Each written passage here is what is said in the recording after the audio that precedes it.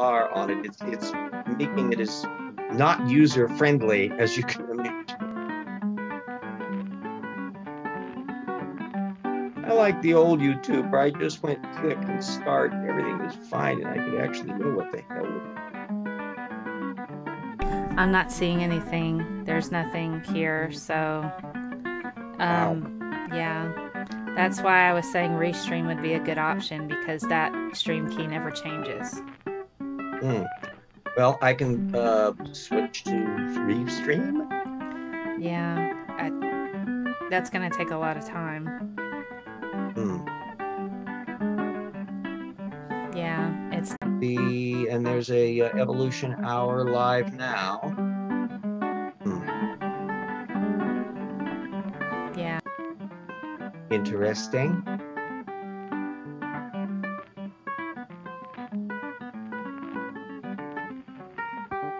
Yeah. Interesting. Now, do I want to click on that image of that so I would be going to that, or what?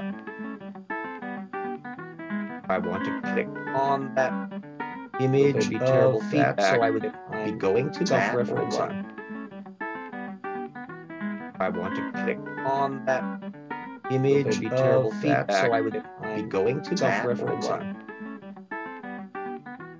I want to click.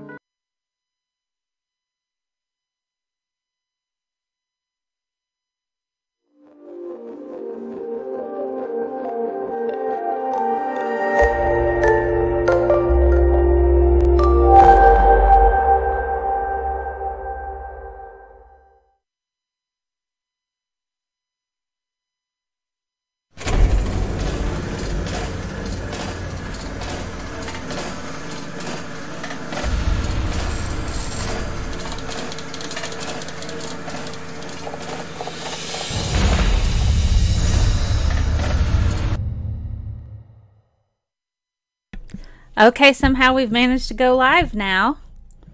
YouTube is being weird and wasn't showing that you were live, but now you're live. So, wow. Okay. Well, we're going to cross fingers under the supposition that we don't want to touch anything lest everything go haywire. So, because once the thing is done, I access my channel and correct all of the little descriptions and all that as I have done before. So let us assume that things are actually running, even though neither one of us know what the hell is going on. I am continuing the wonderful, exciting world of replacing Darwin, which I am not alone in doing, because, whoops, let me, there we go. Our dear friend Dan Stern Cardinale, who has been also, as well as Erica and a bunch of other people, have been going into Jensen's stuff in various directions, and he's just done a two-part creation myths review of Jensen's replacing Darwin, which he was going through a variety of stupid things that he was saying in these various chapters, a little bit farther ahead than I've gotten. But anyway, I was taking very copious notes so that when I get around to those same chapters, I can deal with them and incorporate his criticisms into what I'm dealing with at the source methods level. But source methods level, I'm still in just the tail end of that chapter 3. He is contending that the vast majority of base pairs among individuals within a species are the same, with individual humans differ from one another at 0.1% to 0.6% of their base pairs. And he alluded to the 1,000 genome project studies that have been going on for quite a few years onto this. And I put in links, I will be putting in links to the 2012 paper and another one from 2015. And then there was a further summary analysis in 2015. And I'll be putting all the links up for those. Now, 2 of those are just basically laying out the nuts and bolts of the biological material and what they've been finding on variations and the like. And it's interesting that Jensen is focusing on that percentile rather than an actual number, which if you start looking at the real numbers of things, you find out that there's an enormous number of we find that a typical genome differs from the reference human genome at 4.1 million to 5 million sites.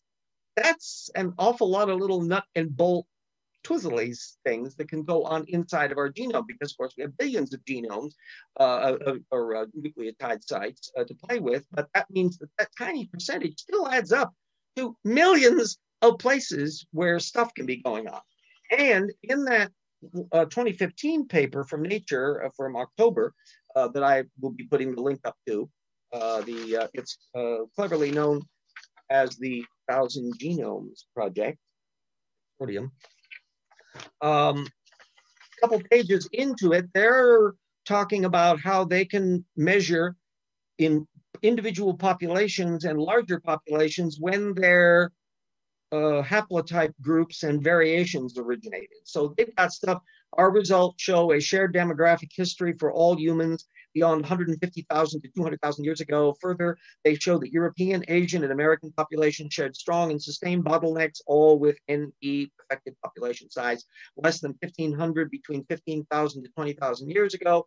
That's before the universe existed, according to Jeffrey Nathaniel Jensen. And does he allude to that at any point in this note? No. All he's talking about is percentile stuff.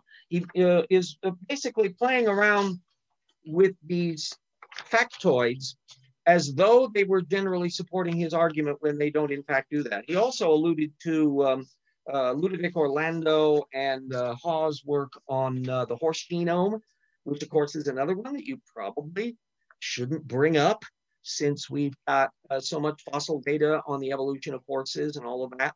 Now, spoiler alert, Dan Stern Cardinale has already gone through and pointed out some of the stupid that's going on in Denson's chapter 10, where he tries to argue that oodles and oodles and oodles of speciation, for all practical purposes, all extant species, have originated since Noah's Ark. And that's a neat trick to do, to try to connect up the paleontology and the biology and the genetics on all of that. And even from the superficial material that's up on the surface of the book from those future chapters, that's not really an easy thing to document, because it isn't true. So the thing will be to see how he thinks he can assemble that data field, and other than just simply ramrod material through. Dan had done a bit on that. Quite a few of the charts that Jensen is trying to argue, there's this linear projection of speciation is occurring, supposedly because all the mutations are occurring at a fixed rate, none of which is defendable in modern genetics. But the point is that they can't be occurring fast enough to get the kinds of morphological change that you would need in such a constrained time frame. And even as it is, a bunch of his examples that Dan brought up are actually looking like punctuated equilibrium style, where there's stability and then there's a sudden spurt upwards and then it shifts into stable mode.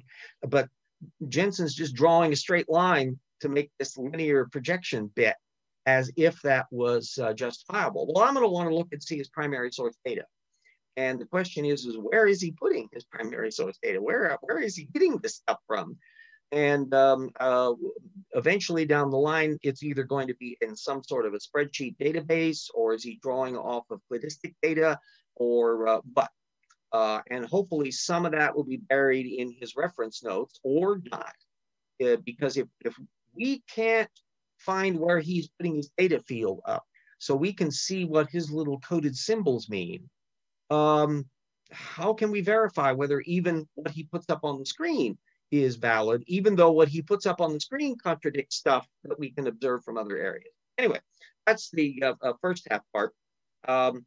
Before we perhaps lose contact with the outer universe, I will also make a point, jumping right in, to thank the patrons of the project. And given the fact that certain people in political power seem to be dropping ball on helping people in aid packages and the like, they have other agendas going. I can well understand if people find their finances getting tighter and they say, RJ, that's higher, there's higher priorities than that. But at the moment, everybody's holding firm on Patreon, and so I am most appreciative of that. That makes a gigantic difference for me, but I still warn everybody again, if it's any financial trouble for any of you from your end, pull the plug on it. I'll be annoyed slightly, but not as annoyed as I would be at the thought of any of you having to push yourself against the wall financially just because I'm doing my stuff and you want to help it. So anyway, our colleagues Hendril and Eric Rowley, Speed of Sound, Suris and Zeshi, our researcher levels, Travis Adams, Ian Chen, ubiquitous Ian Chen, Convert Me, Stephen Early, Neil, James Fitzwater, History Minor, Ralph McFadden, Paulogia, Benjamin Simpson, assistant researchers, Durango, Totus Real, Christopher Johnson, our friends Daniel, Steve Bauman, Geology Buff, Marigale Beddoes, Insects Are Cool, Devin Miranda Reeves, Morton Nielsen, Paul the Skeptic, Puffaluffagus, Bo Hobo, Rasmussen, Alex Stone, Paul Williams, and our legacy patrons who helped at one point or another. I'm still going to thank you every bloody week. Jen and Jody, Mike, John, Keith, Andrew, Dyer, Yui, Mona, Brad, Daniel, Nyanya, Staggle, Sun Sky Stone, Ugly German Truths, Everett, and Sewer. You all could help out in various ways, and I'm highly appreciative of that. So that's that point out of the way, so that's official. And then I will be dealing, we would have had co-author Jackson here, but he's doing the work thing. So he won't be able to come and visit. Other people are down with various things and that. So just you and me, Mel, we have the control. We have the power. We are ruling the world. We're on the top of it. All right. Okay. Now, I'll kind of go ahead because this part 2 was something that was just dropped on me by a viewer of last week's show who brought to my attention that Standing for Truth and the Brain Trust brought forth an Origins or Bust diatribe where they were criticizing this Professor Dave video who was offering criticism of James Tour's arguments against the biogenesis. Now there's a daisy chain for you. So we got Standing for Truth bunch dumping on Professor Dave's video, which is dumping on James Tour's dumping on of Origins issues. Well, that's an interesting little daisy chain because the main character that they were drawing on is Rob Stadler, who I was just peripherally aware of, but this forced me to look into it in greater detail. Anyway, it was Ian Arroyo who asked me to, could you look into this and see what's going on? So I pay attention to people. I'm not seeing any, I don't have access to the live chat, so I have no clue who's there. Let me just give a shout out to everybody who's in the live chat, even anyone's in the live chat. Thank you for being there. I have no idea who you are because I can't see anybody. Anyway, Stadler has a medical engineering PhD from Harvard MIT. So he's got a PhD, but it's not exactly in evolution relevant fields. And he's written a book on creationism, ironically, from the same year that from the same year that I did Evolution Slam Dunk, and by the same mode. It's a CreateSpace book. So I don't feel overly intimidated at his CreateSpace book. If I can do CreateSpace book, well, anybody can do it. Question is our information correct? And sorry, spoiler alert, his book isn't quite as big as mine. Nor does it appear to be as finely documented from what I could see of it in the little teeny snippets, because all we could actually take a look at on Amazon was just a little bit of introduction material and some stuff on some of the bibliography content and that, but I could do some text searching to find out if stuff was popping up. There were no discussions of therapsids. Endosymbiosis was mentioned just once. He, in his video, however, was Standing for Truth. He mentioned a pro-abiogenesis commenter had offered a paper from 2015 by Forsyth, which was an example of how the field had advanced in the 62 years since the Miller-Urey experiment. And Stadler's point was not really much has been done in this. They haven't really gotten very far. They haven't advanced at all. Well, this actually related to that wet-dry drying cycle issue of prebiotic chemistry. Stadler didn't discuss any of that details. Not only that, Forsyth didn't stop working in 2015, and his team went on in 2017 to do a PNAS paper on more about the prebiotic players, which in other words, what they've been doing And I'll be putting the links up both to the 2015 paper and also to the 2017 paper. What that involves is rethinking what peptide pieces would have been around in early prebiotic conditions and how they would be interacting with the wet, dry, wet, dry, wet, dry cycling of much higher tides, much more rapid tides because the earth is spinning faster, and trying to work all of these dynamics out. And it happens to be that the repertoire of peptides they were studying in that 2015 paper is that they form bonds, not all of which are the standard bonds of finished chemistry, but they're forming chemical bonds between them that make sense from a prebiotic environment. Needless to say, Rob didn't like that. He regarded that as trivial, not terribly relevant. But the thing is, it's an immensely hard problem. And of course, as I have repeatedly done in my debates and in discussions everywhere, abiogenesis doesn't take the rest of evolution to go away. That even if the criticisms of abiogenesis are fatal, to the origin of life, it won't make the therapsids disappear. It won't make the genetics of birds and their connections to dinosaurs go away. None of that stuff's going to disappear. None of the hominids are going to go poof. All of that stuff still existed. And it makes the origins questions fascinating as to what was going on 4 billion years ago when bacteria came on the scene. If we want to argue that a religious source said, let there be archaebacteria. Fine. Then what? Well, apparently it still looks like evolution. So the origins robust argument is a red herring. It's always been a red herring. It's a way to avoid the issue about how much of existing life and past life is due to branching natural speciation evolution. And it doesn't go away, doesn't change at all, depending upon what happened way earlier with the origin of life. But yet we get this obsession on the subject. The link I'll be putting in the link to Professor Dave's argument. He's not a professional scientist, but he did a very nice, good criticism of the reason why Tour's arguments are awkward, are missing issues, and also that going into Tour's religious biases and his obsessions on things. That this is an area of religion for him. He got the bug, he became a convert, and so he's convinced that origin of life must not be due to natural processes, as though that makes gods go away, not necessarily. And that's part of the axe to grind on this. We all sort of remember that Tour is a physical chemist. He's not even a biochemist, which is what Michael Behe and Dwayne Gish and Michael Denton and that have been, let alone the kinds of biological chemistry that relates to how things are running in biological systems at a let's figure out how this works level. And so Tour comes across as a bit of a nudge. He does video lectures for the Discovery Institute. He posts up website postings, hasn't written a peer-reviewed technical paper on this issue. And by and large, the people who do work in the field don't exactly stop everything they're doing to take on James Tour. Now, I'll ask Mel, has she got access to the live stream chat feed?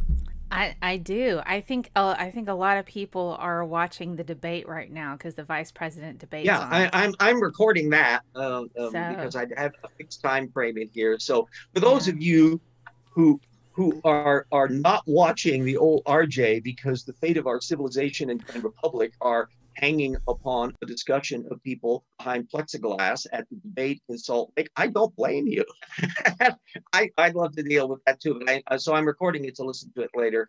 PBS, I think, is doing a repeat broadcast of it afterwards. And not only that, 8 o'clock here, we also have a debate going between Jay Inslee, our governor in Washington State, and the right-wing nutball who is got the Republican nomination, is running against him. And so far has not been doing too well in the polls, and we'll see how that thing runs. That's another debate that I'm kind of curious to see how that'll be running on, but that's after our show is over. That's okay. There's a lot of people streaming tonight, so because of the debate. It wouldn't surprise me. That could even account for why it was relatively slow getting even on Zoom, is because everybody and his brother and sister and aunt and uncle are doing stuff because of the debates and all the rest. Yeah. Yeah, it's pretty busy this it, evening. yeah. So anyway, that's the one advantage of doing a show that becomes archived, so you can watch it later, which is what most people who watch the show watch it later. So I can understand that. Anyway, what I was curious about, were there any questions or comments or side issues that were being brought up in the live chat that needed to be addressed? Not that I can see. So, yeah. That's because I bored everybody silly. They're just Yeah, there's uh, it's really quiet in there right now. So, yeah, there's just it's a calm, serene little world out there. The two main upshots for the two sides of what's going on with Jensen. Oh, I'll also reprise where he's at in the base. He's running around 1.6 sources per page. That I'm sure will go up a bit in the next chapters to come. He's still running around well above a quarter of his technical citations. I think he's misrepresenting them.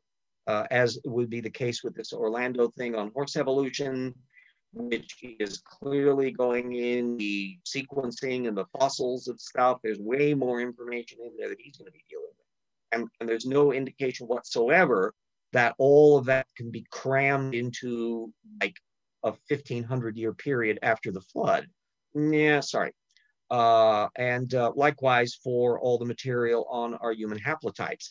One area, whenever you deal with creationists on the big slosh flood scenario, is pay attention to where they don't pay attention to, which part of the big stuff is the Americas, Oceania. There were, and for that matter, Africa. You have to remember the entire biblical narrative story is taking place in the Fertile Crescent Middle East zone, the area that is from the Mediterranean Sea coast where Israel and Jordan and Syria and stuff are, eastward to Iran, Iraq and into Iran, and that's about it. Northwards up in the edge of Turkey, southwards to the Persian Gulf and the Indian Ocean, and that's it. So they knew about the cultures and animals and practices in that range in the Bronze Age from 1500 BC or so down. Here I'll give you a little bit of a preface of a future work that Jackson and I will be on, which will be the history of religion and the like, because it's probably the case that the time frame that you find in the Bible accurately reflects their sense of their own history. So they're pushing things back to maybe 4000-ish BC, which when we know what was going on in culture, this was long after agriculture developed. And so they've got a foggy memory of stuff after people started to make like villages and have domesticated crops and domesticated animals. And that kind of filtered down into their mythos. And as we get closer and closer to things when they now had a written language and were writing stuff down and could start cross-checking. Can you imagine if all of our world were dependent upon only things we knew of from the telephone game? Yikes. Until you have written language to where you can start pinning things down, if you're only going on your folk memory, you'll have some bliptoids that are actually accurate reflections of history, but it's gotten fogged up because it's telephone game, and nobody could look back at the original material that was never written down because you didn't have a written language. So until the Hebrews start developing written Hebrew, which my ballpark remembrance of it is roughly in the period of 1000 BC and less. That's supposedly after the Exodus. In fact, the writing the 10 Commandments down on the thing, or the three things, these 15 commandments in the Mel Brooks movie, that stuff is in effect pre-written, a pre-writing period. And much the same goes for absolutely any culture.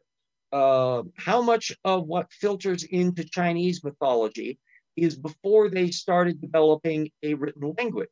And creationists will go out of their way to call attention to the time frame on when written languages in history start, which is about 4,000-ish BC. So I think it's a fair heuristic to argue that a lot of what they thought happened did fall into that little time frame. Of course, they had no clue about all the time that had happened previous to that.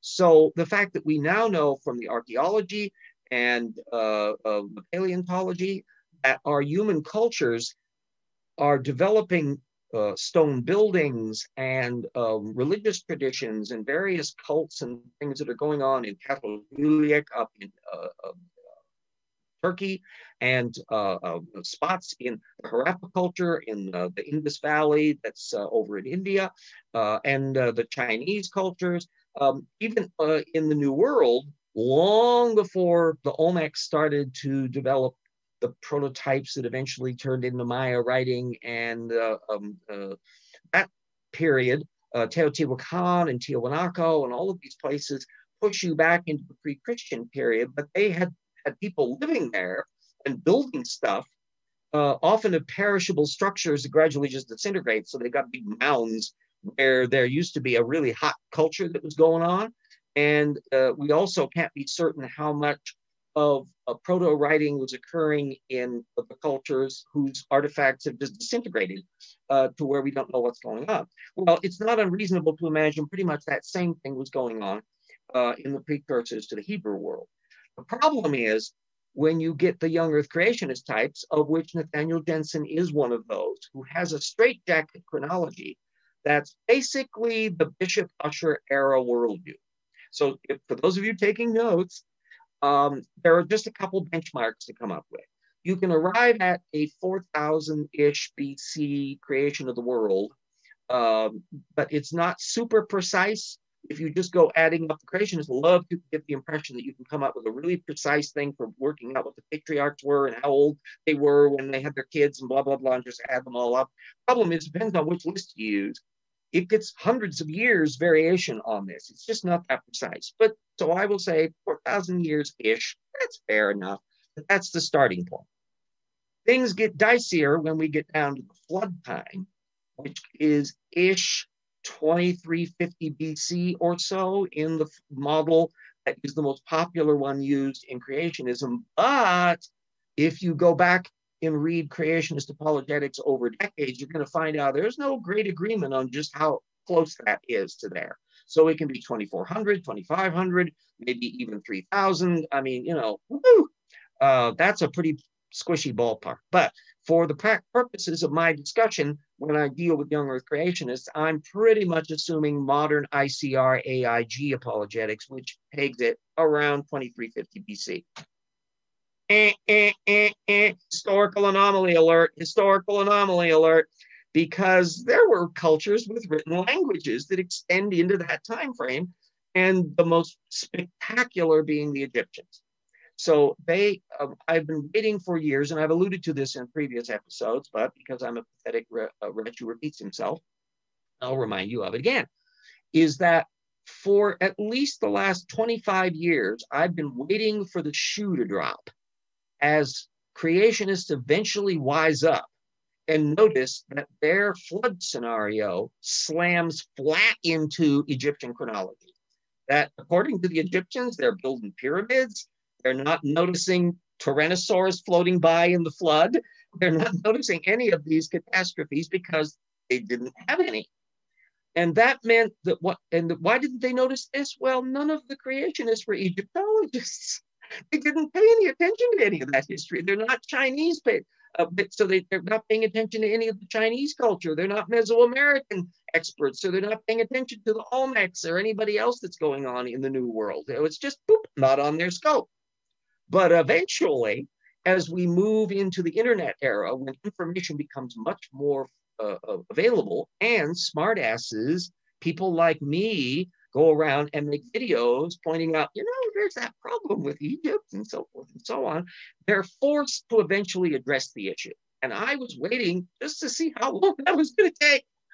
And it's only been really in the last 15 years that a small cadre of creationists, I can never remember the bloody guy's name, I think Down, and there's a couple others that circulate around there, but it's a small bunch. You can put them in a meeting room at the Holiday Inn. It's not exactly a big crowd of people. They're the ones who have lit into the idea, we got to put rollers under the entire Egyptian chronology. And push the entire, not just the pyramid era, because it's an interconnecting thing. They can't have Egyptians with written language, traditions of animal gods and hieroglyphs and all of this stuff that predate the pyramid age, going way back and into the proto-period of the origins of the pre-dynastic system.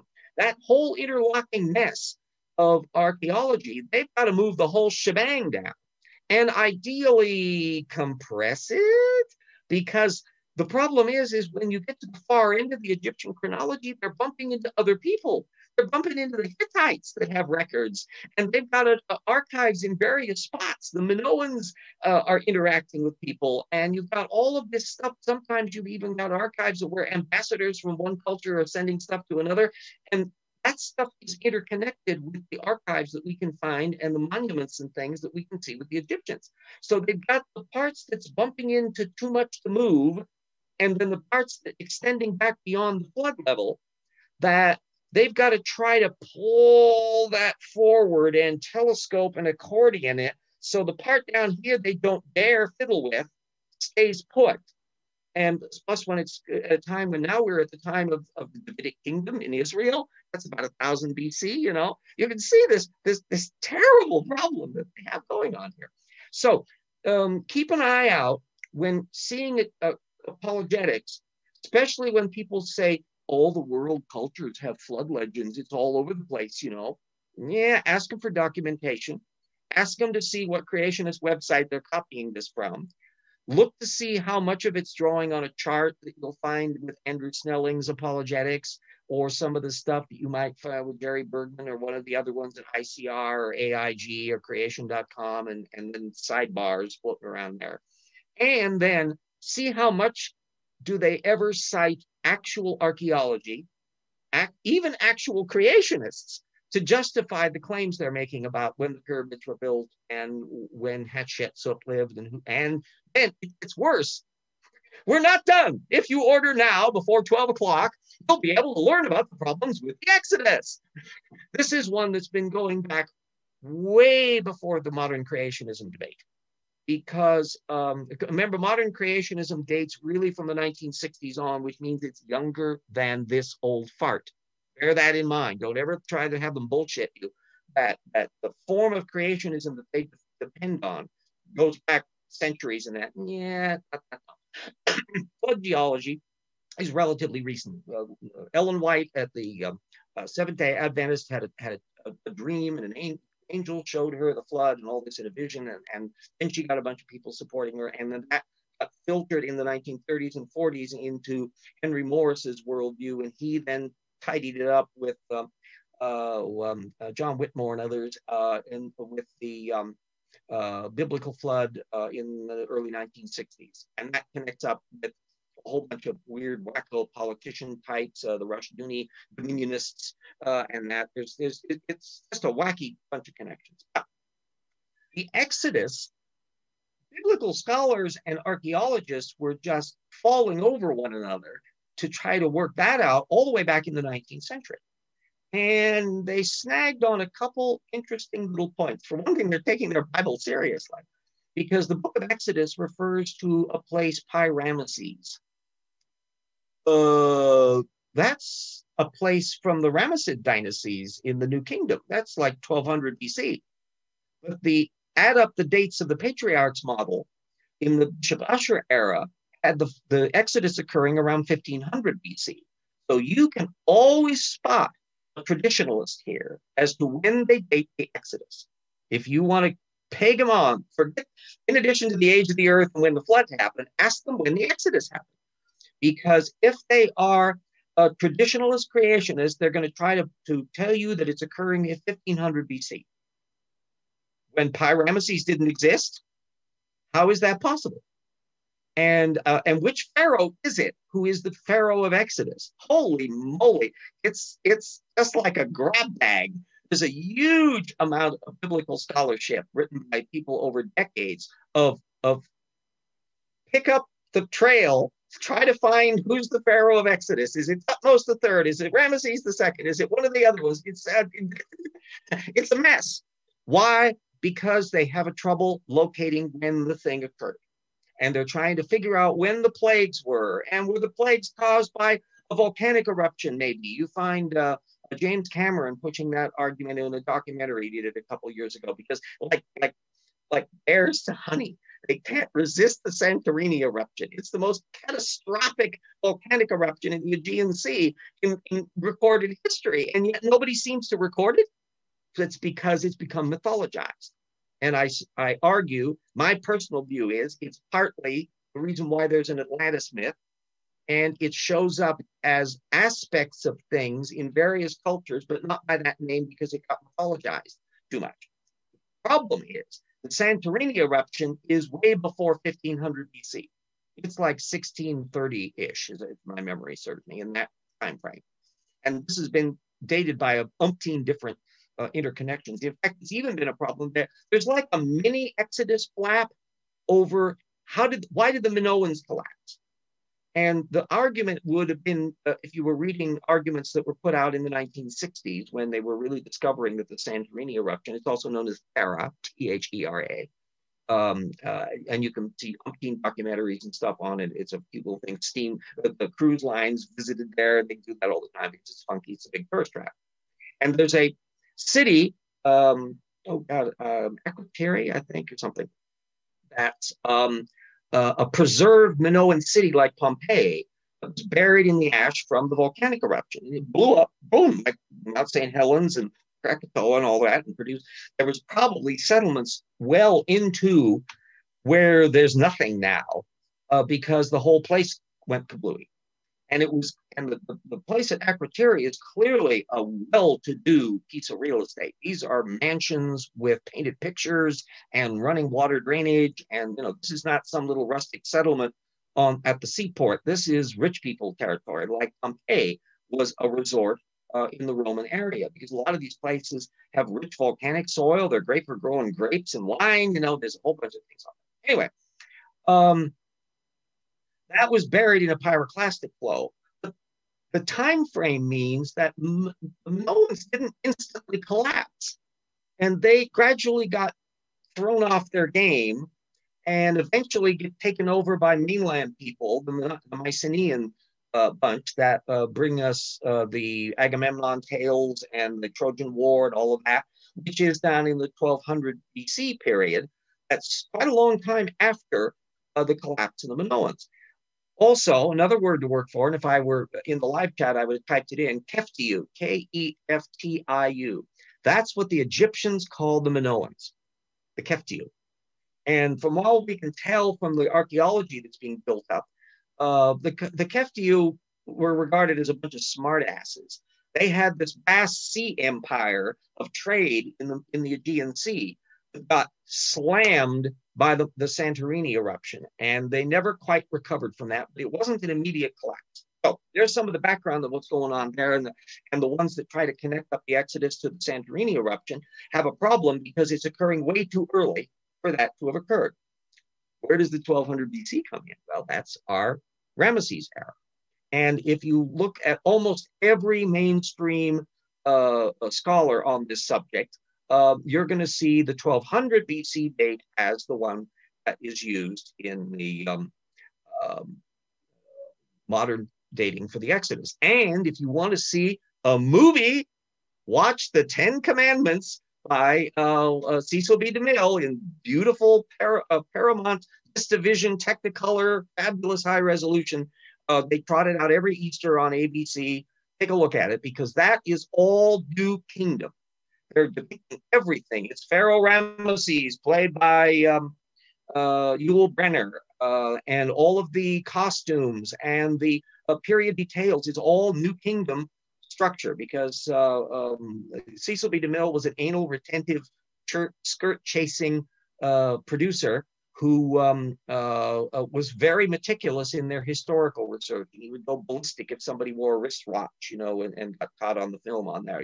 Don't you take this seriously? Like that. He was quite a tyrant in that area. But it actually depicts that 1200 BC time frame with great precision. They don't show anybody building pyramids in the movie because the pyramids were about 1,000 years earlier than what we were seeing in the New Kingdom time.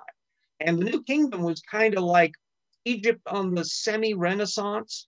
Ramesses had conquered a bunch of territory, and they were expanding and bumping into the Israelis in that again. And so the big mystery is, how did the Israelis fit in? Were they Hebrew braceros that actually had a tradition of reality, that they were somehow slave chattels in Egypt? Or were they tribes on the periphery of the Egyptian empire that bumped into other people who also had interactions with the Egyptians and gradually assembled an escape tale? We don't know enough about it, because the problem is there's just no solid corroboration for the Bible version of the Exodus anywhere in the Egyptian chronology. They can't quite fit it in with the Ramesses period. They can't quite fit it in. Some of them try to argue who Jacob was, that I think it was Jacob who was sold into slavery into Egypt, and he became the Pharaoh's right-hand man, and they try. That was Joseph. Joseph. Yes. Starts with a J. Joseph of the many-colored coat of many colors. Yeah, there we go. We got a long before Jesus Christ superstar. But anyway, there's a cottage industry of biblical apologists who are trying to hunt around for who is the Pharaoh that Joseph was the subordinate to. And some of them try to peg in. They can find a sculpture of a minister who served one of the pharaohs, and they go, "Oh, that's Joseph. That's Joseph. Here we go." And it's a lot of strained interpretation. And if any of you who have gotten into knowing about how creationism functions to know how murky and convoluted some of their arguments can be on whether there were dinosaurs on Noah's Ark, and whether or not there are pictograms showing dinosaurs and the Ica stones, and all of this stuff about dating the Exodus and trying to work out Joseph's connection to Egypt and all of that is just as murky, except it's being done by PhD Bible scholars and seminarians, and it'll be in relatively hard to find journals. It's in scholarly journals that are often not as easily available as if you were trying to hunt down stuff on the genetics of wombats that you would be able to find by Google searching, and you'll get the technical paper popped up and you can get a PDF of it in a hurry. So it's actually a much tougher road to go to. If you want to dive into this with a great deal of gusto, and you don't have access to around the corner book depositories and ways that technical journals are accessible by various circuitous means, or you write off to the professor and so forth and so on, check to see what universities there are in your neighborhood. Check to find out ones that have a fairly good historical department. Gonzaga University here in Spokane happens to have a huge Judaica thing. So when I wanted to check up on little obscure references to the Talmud Hagiga, I could just go over and look at the stuff that's in their archives. And now, of course, increasingly, some of that stuff in HTML formats available online. So anyway, that gives you a little bit of a sneak peek into a lot of areas. So in dealing with just the Exodus, you're bumping into Atlantis groupies, you're bumping into strange catastrophists, you're bumping into young Earth creationists who will insist that Ron Wyatt has found evidence of the Pharaoh's chariot wheels at the bottom of the Red Sea. I'm not making this up. And stuff like that will filter into Karl Baugh and Kent Hovind and to Standing for Truth. There's a network of smorgasbord link things going on. And if you have a familiarity with that in advance, you can kind of wade into that with a great deal of detail. But remember that there's a big tradition on that stuff. And hopefully this will give you a bit of a primer as to what you need to investigate, the Santorini eruption will be a snap to the science paper, and you'll be able to find almost all of that stuff will be available somewhere online. The technical work that's been done on that in Science and Nature and all of that over the and the specialized geology journals over the last 15 years will be relatively accessible. And you can use that as a starting point. Israel Finkelstein, I think that's his first name, Israel. He's a Bible author from a more skeptical direction, studying the Old Testament material, and the conservatives who want to favor the traditionalist approach that you'll find in the creationist literature don't like him at all. So they'll be dumping on Finkelstein. And that will give you a thing, as usual with source methods. If you bump into anybody writing on this stuff, look at their references. If they don't really have many references, you can do this to them. If they do actually have references, look them up, see how many of them are accessible online, see how many of them are in-house. So when you got creationists citing other creationists, telling you what other creationists think, that's going to be not a good sign that you're going to be able to find a fair amount of material there. But eventually you can get outside of their little boxes and start pinning down some of the historical material. My suspicion is, as I would say, that there's a good circumstantial argument for that 1200 BC date for whatever it is that's the root of whatever it is that actually happened that eventually led to the stories that you find in Exodus. And it's sufficiently murky that I can't be any more specific of that. I'm actually in a better situation dealing with the flood, where it's really clear that when the Babylonian captivity occurred, the Israelis just pulled in stuff from the culture that they were seeing, and that included the Babylonian cosmology, it included the Mesopotamian flood tales, and they mucked all of that in together to make the Genesis story. And that's actually got a clearer provenance, frankly, than any of the others. So anyway, we are just about at the hour end there. You can also check to see whether there's been any questions or new in there. Still dead as doornail? Yeah, it's pretty quiet. That's okay. Yeah, so I'll be getting along to be able to look at my own material on catching up on the debate and all that, and seeing what else is going on in there. I hear there was a lot of fly action. A fly apparently landed on Pence's head and didn't leave for a while. A drone from the well, we'll fill in the blank as to who would be most ironic to have that. Anyway, we'll see you all next week. We're still trying to figure out to have situations where I can see the live chat. It annoys me that I can't see who's all there and say hi to everybody and all of that. But I interact with people. Put comments if you have any questions or anything. Just stick a comment into the video after it's posted, and I get notifications on that easily when I'm coming in on Chrome. So even if I'm a clumsy oaf on the live end of it, I try to catch up on the other end when it's not live. So see y'all next week. Everybody stay safe. Don't accept any wooden penguins. Bye.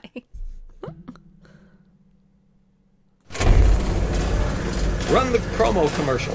Ah.